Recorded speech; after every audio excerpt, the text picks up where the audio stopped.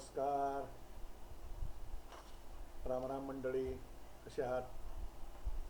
बरे आहात ना? मुद्दाम हा व्हिडिओ आपणा सगळ्यांसाठी करत आहे. परवा तेली समाजाच्या वरिष्ठ पदाधिकाऱ्यांची आणि कार्यकारिणीची नाशिक येथे सभा संपन्न झाली. सदर सभेमध्ये प्रामुख्याने साधारणतः तेली समाजासाठी जे आता आर्थिक विकास महामंडळ मंजूर झालेलं आहे त्याची पुढे अंमलबजावणी कशी करायची, त्या तेली समाज आर्थिक विकास महामंडळासाठी शासनाने जो काही निधी मंजूर केलेला आहे तो पुरेसा आहे का, त्याबद्दल विचारविनिमय झाला. त्याचबरोबर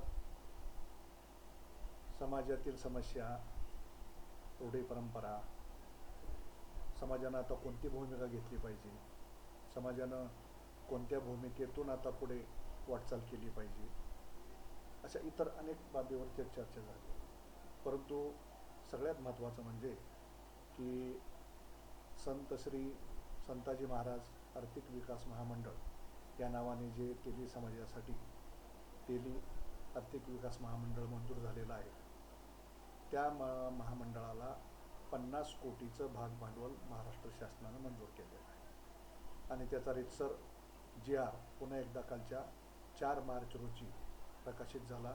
महाराष्ट्र शासनानं तो काढला आणि त्यानंतर ही पदाधिकाऱ्यांची मीटिंग घेण्यात आलेली होती.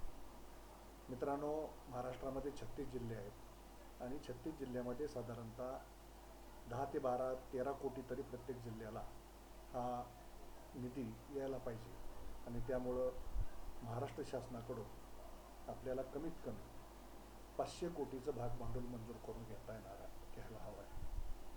50 कोटी सुरुवातीला त्यांनी मंजूर केले.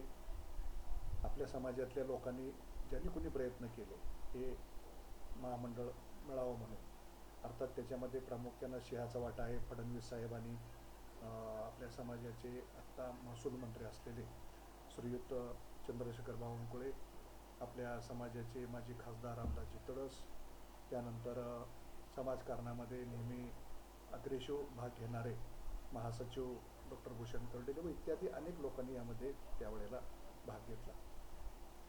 नागपूर येथे झालेल्या मीटिंगमध्ये महाराष्ट्राच्या कानाकोपऱ्यातून 100-150 कार्यकर्ते त्या ठिकाणी गेले होते आणि फडणवीस आणि बावनकुळे साहेब यांच्या उपस्थितीमध्ये हे महामंडळ देण्याचा निर्धार फडणवीस यांनी केलेला होता.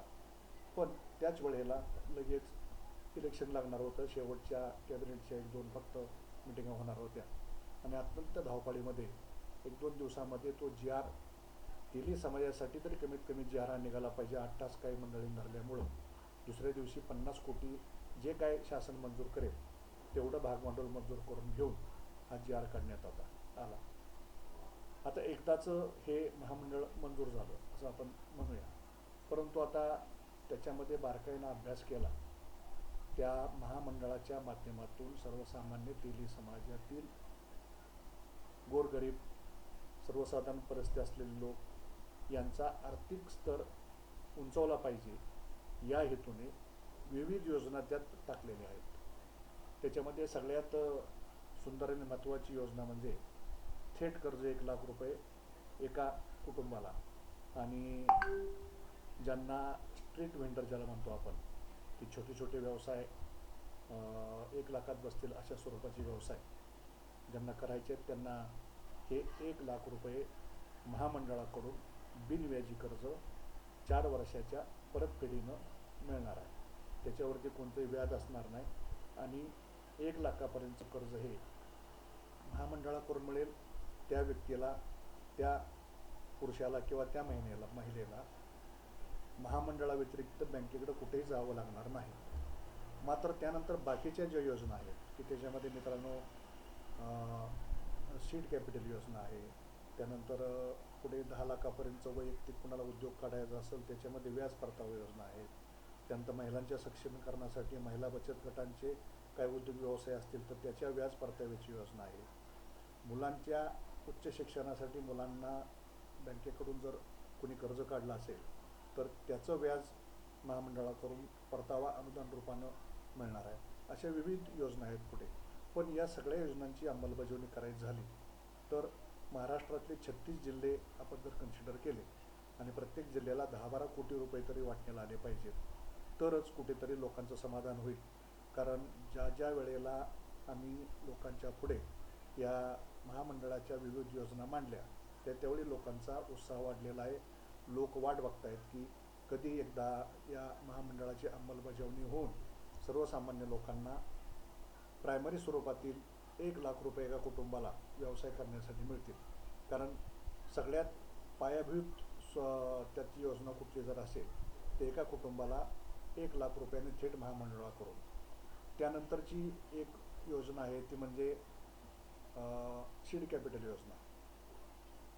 1,00,000 रुपये कर्ज योजनेच्या नंतरच्या ज्या काही योजना आहेत त्या सगळ्या योजनाला ज्या त्या तिन्ही समाजातल्या कुटुंबानं त्या तरुणांनी बँकेकडे कर्ज मागायला जायचं.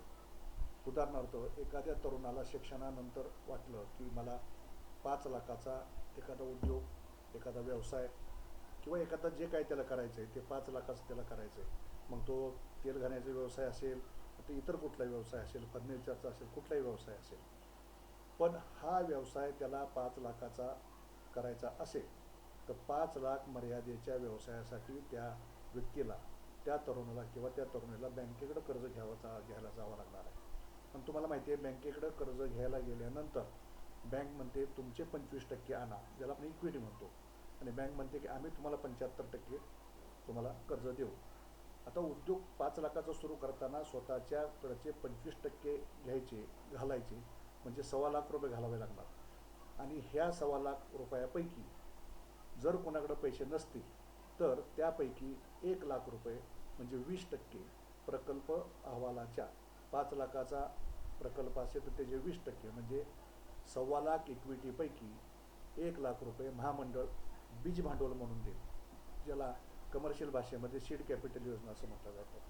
ही सीड कॅपिटल योजना म्हणजे त्या तरुणाला किंवा त्या तरुणीनं स्वतः फक्त 25,000 घालायचे, 1,00,000 रुपये तुम्हाला बीज भांडवल म्हणून महामंडळ देईल, म्हणजे तुमचे 1,25,00,000 स्वतःचे होतील आणि बँकेकडून 75% म्हणजे साधारणतः जे काय असेल ते घ्यायचे आणि तुमचा व्यवसाय उद्योग सुरू करायचे. याच्यामध्ये व्याज परतावा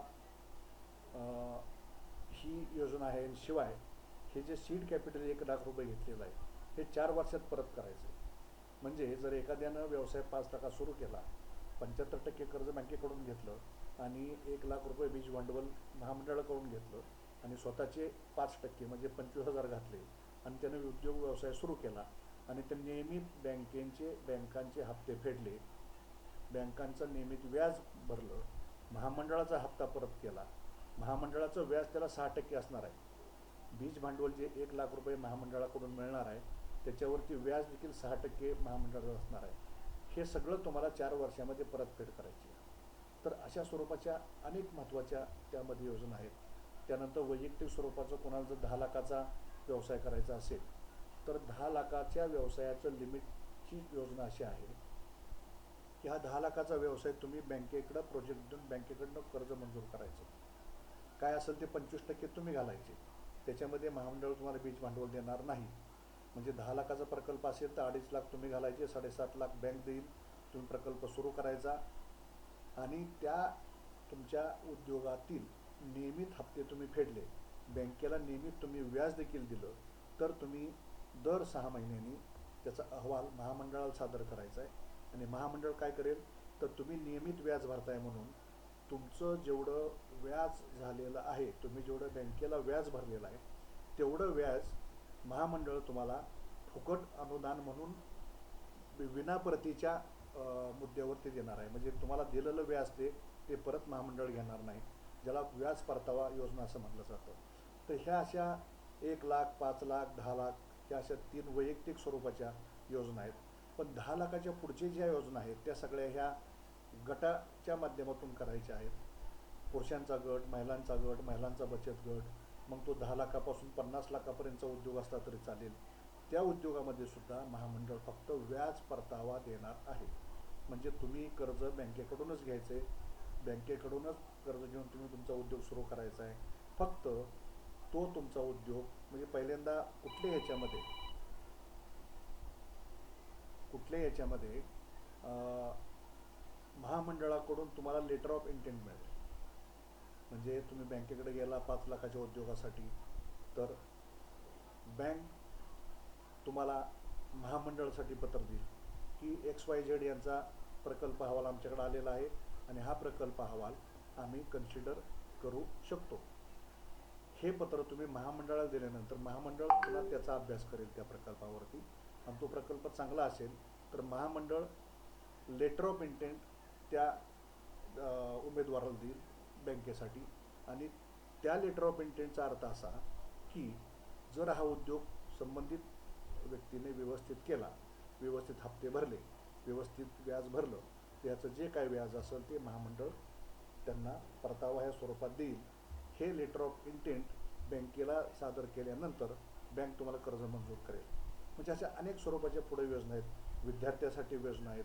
विद्यार्थ्यांनी उच्च शिक्षणासाठी जर बँकेकडून कर्ज काढलं असेल तर त्यांच्या त्या कर्जावरचं व्याज महामंडळ अनुदान स्वरूपात देखील व्याज परतावा या माध्यमातून देणार आहे. अशा अनेक त्यात योजना आहेत. पण याच्यापैकी सुरुवातीला जी मी सांगितली योजना की 1 लाखापर्यंत जे हे आहे कर्ज आहे, हे महामंडळ तुम्हाला डायरेक्ट महामंडळाच्या भागभांडवलामधून महामंडळ देणार आहे. त्यासाठी तुम्हाला 1 लाखापर्यंतच्या व्यवसायासाठी तुम्हाला कुठेही बँकेकडे जायची गरज नाही. त्या 1 लाखाच्या व्यवसायावरती कुठलंही व्याज नाही. 1 लाख हे तुम्हाला डायरेक्ट महामंडळाकडून मिळणार आहे छोट्या व्यवसायासाठी.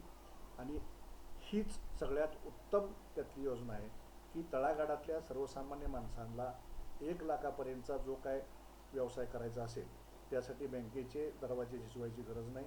महामंडळाकडून तुम्हाला ते पैसे मिळणार आहेत आणि महामंडळ हे तुम्हाला 48 हप्त्याच्या बोलीवरती देणार आहे. म्हणजे ते 1 लाख रुपये तुम्ही साधारणतः 4 वर्षात परत करायचे. माझ्या माहितीप्रमाणे साधारणतः 2085चा काहीतरी एका महिन्याचा हप्ता आहे, तो वेळेवरती तुम्हाला परत करायचा आहे महामंडळाला. 1 लाख घेतलेले खाऊन बसायचं नाही, ते महामंडळाला परत करायचं आहे. जर तुमचा हप्ता थकला तर मात्र त्याच्यावरती पिनल इंटरेस्ट तुम्हाला 4% बसणार. त्याच्यामुळे या योजनेमध्ये एकच हा मुद्दा आहे की जर तुम्ही नियमित हप्ते परत केले तुम्हाला व्याज नाही, पण तुमचा हप्ता थकला की तुम्हाला मात्र पिनल इंटरेस्ट 4% तुम्हाला व्याजाचा दर लागून तुम्हाला ती भरपाई करावी लागणार आहे. तर अशा स्वरूपाचं ह्या योजना आहेत. ह्याच्यापैकी सुरुवातीच्या 2 योजना ज्या आहेत त्या 2 योजना संपूर्ण महाराष्ट्रभर प्रत्येक जिल्ह्यामध्ये जोरात स्वरूपात चालणार आहेत. कारण आत्ताच आम्हाला लोकांच्याकडून विचारणा होते अंमलबजावणी कधी होते किंवा तुम्ही प्रत्यक्ष प्रकल्प अहवाल स्वीकारायला कधी सुरुवात करणार आहात. आणि त्यामुळं आत्ता कालच्या झालेल्या नाशिकच्या मीटिंगमध्ये अगदी ताबडतोब हातात घेण्याचा विषय म्हणजे की आता महामंडळाकडून आपल्याला 50 कोटीच्या ऐवजी 36 जिल्ह्यासाठी आपल्याला कमीत कमी 12-13 कोटी एका जिल्ह्याला लागतील असा विचार केला तर आपल्याला 500 कोटी मंजूर करून घ्यावे लागणार आहेत. आणि हे 500 कोटी मंजूर करून घेणं फार अवघड नाही. तुमच्या आमच्या नशिबाने त्या ठिकाणी फडणवीस साहेब आहेत मुख्यमंत्री की ज्यांचं अतोनात तेली समाजावरती प्रेम आहे, हे वेळोवेळी आपण पाहिलेलं आहे.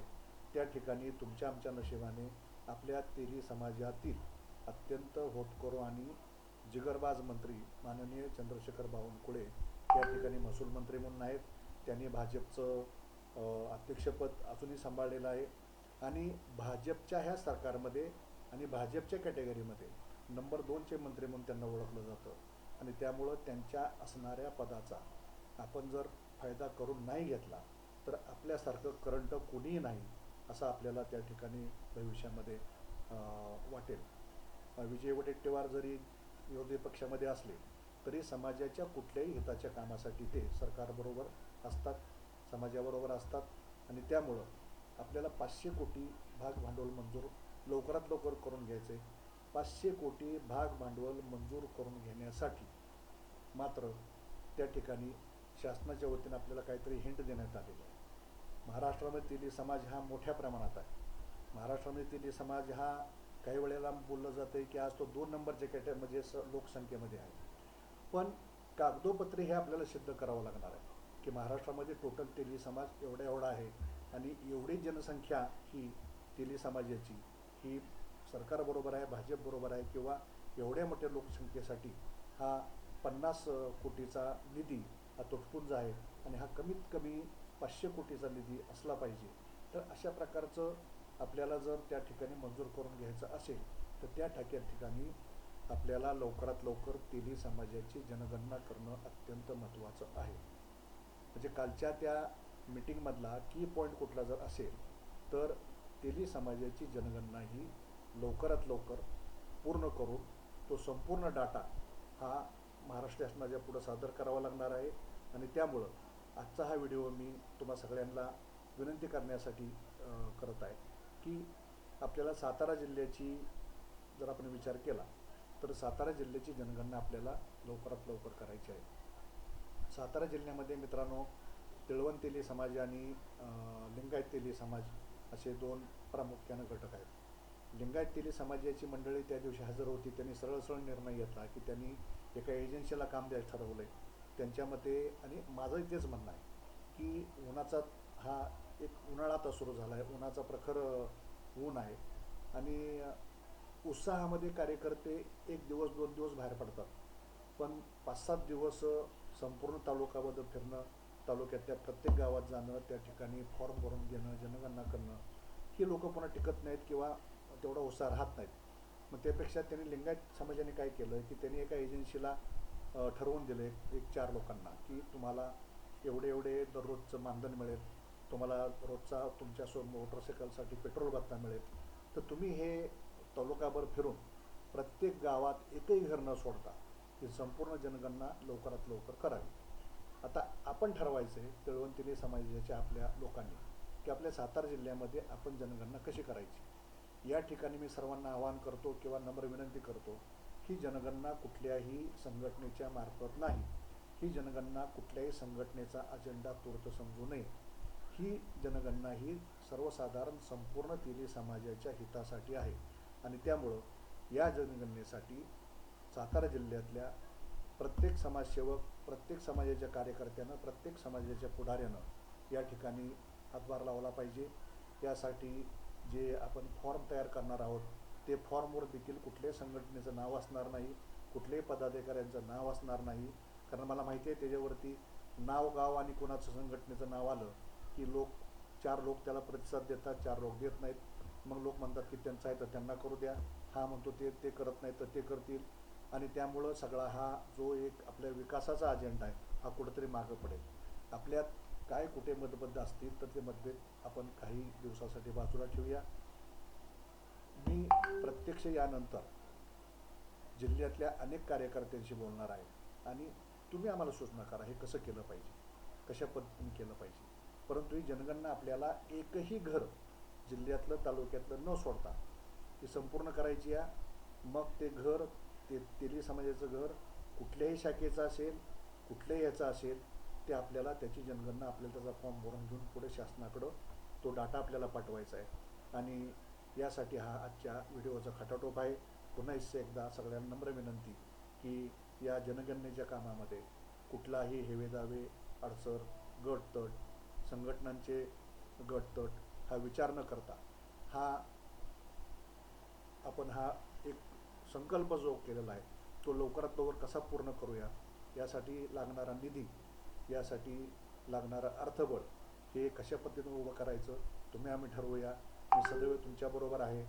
धन्यवाद. जय संताजी, जय भवानी.